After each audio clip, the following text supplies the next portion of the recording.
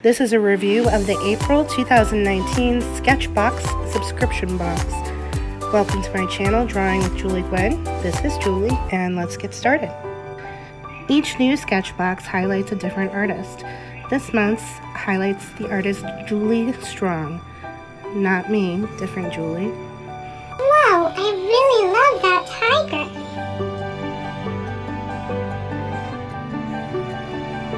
Come on already, what is it? Each Sketchbox includes a print from that month's featured artist.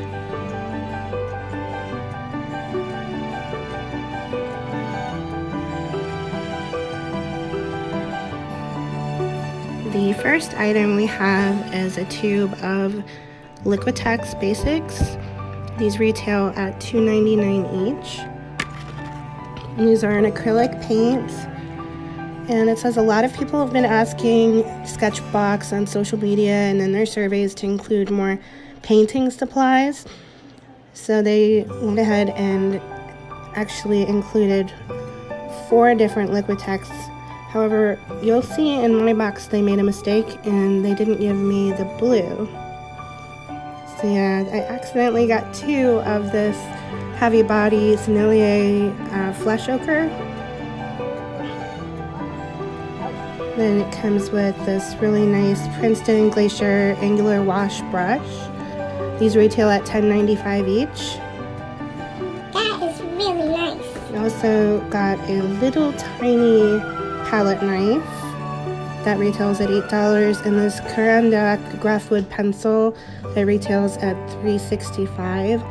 And then the canvas panel that you saw retails at $2.99, and that's Sketchbox exclusive. And of course you have the sticker that they send every month.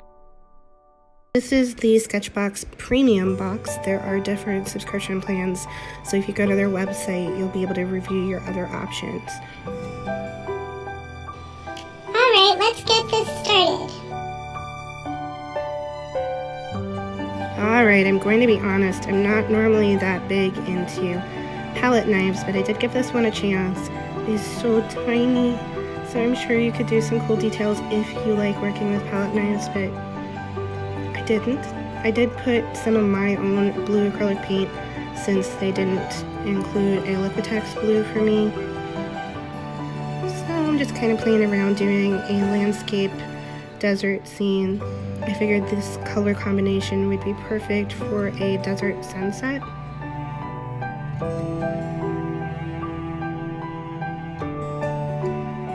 But at some point here you will see that I get a little bit impatient with the itty bitty tiny palette knife because it's hard to pick up paint with it, so I just kind of put some paint on the board, and then I didn't like the way that it blended since it is so little. I could see myself using this just to mix paint, but I'm not very fond of using it as a palette knife. Be gone, baby palette knife. I'm using one of those well-known artist tools, the kitchen paper towel, and I used it to blend out the colors since I didn't really love what the palette knife was doing. And I got a nice little gradient there with that paper towel. I went back to using that brush that came with the kit, the Princeton Glacier angular wash brush, and added some more of that Liquitex white and got a better sky gradient with that. I've always been a big fan of Liquitex. I've done a lot of acrylic painting. It has a really nice body. It's not too thin, not too thick. You can add a little bit of water to it. It's very versatile, so you can do quite a few different things with it. It blends well. It has a nice kind of glossy finish. I just really like Liquitex. It's a higher quality acrylic paint. That's looking good.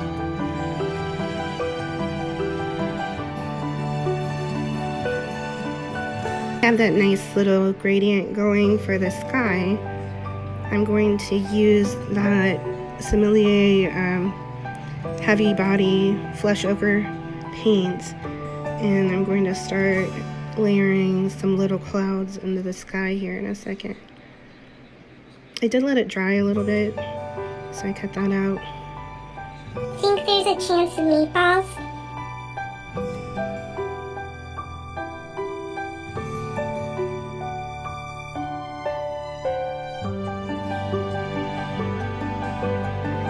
This color scheme worked really perfect.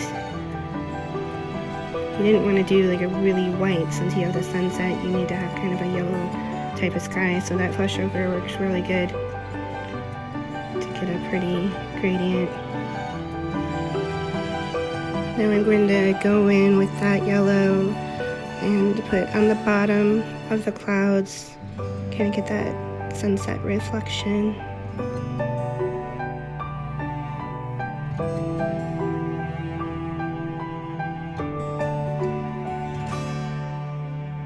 You can see that this piece is really starting to come together a little bit in the sky.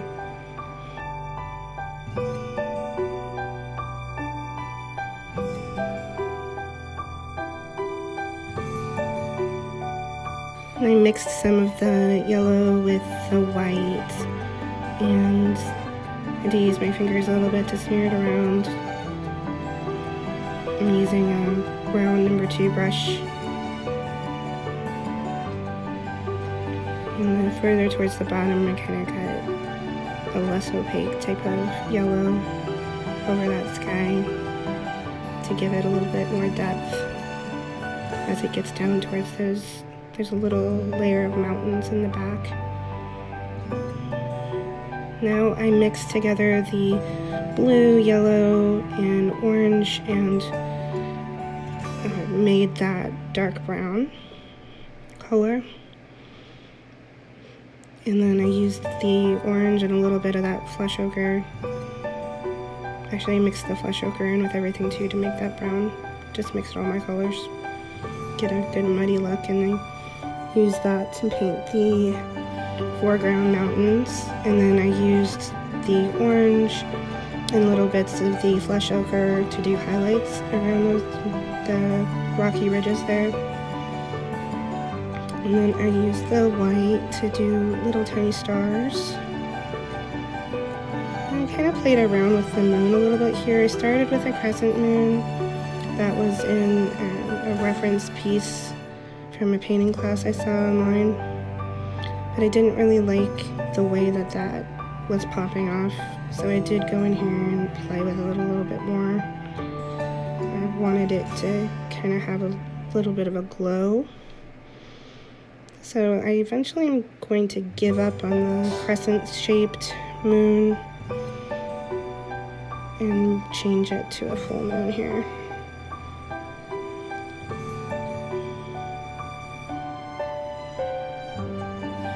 And you say, hey, I didn't use that pencil on here. Well, here it is. I kind of go in here and get some gray texture in there, and then went back over it really lightly with some yellow and watered it down a little bit to give it a glow, and then went over it with the white, and I like that a lot better. And then tiny little hints of white on the bottom of the clouds to make them pop. And I love this piece. I think it turned out so serene looking.